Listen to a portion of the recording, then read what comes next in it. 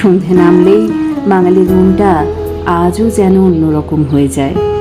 এক কাপ গরম চা, সঙ্গে টাটা হিসেবে বিস্কিট বা মুড়ি, আর বারান্দায় বসে গল্প। কখনো রাজনৈতিক আড্ডা, কখনো বহুদিন পর পুরনো বন্ধুদের দেখা, কখনো হাসি ঠাট্টা, আবার কখনো মন খারাপের নীরব সঙ্গী হয়ে ওঠে এই এক কাপ চা। ছোটবেলায় এই সন্ধেগুলো কত সহজ ছিল, তাই না? টিভিতে পুরনো গান, রান্নাঘর থেকে ভাজার গন্ধ, আর মায়ের ডাকে বড়রা সবাই চায়ের কাপ হাতে আর ছোটরা এক গ্লাস দুধ।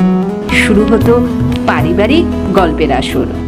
আজ সময় বদলেছে, ব্যস্ততা বেড়েছে, তবুও এক কাপ সন্ধ্যের চা আজও আমাদের ফিরিয়ে নিয়ে যায় সেই পুরনো দিনে। বাঙালির কাছে সন্ধ্যের চা শুধু একটা পানীয় নয়, এটা একটা অনুভূতি, একটা নস্টালজিয়া, একটা ছোট্ট সুখের ঠিকানা।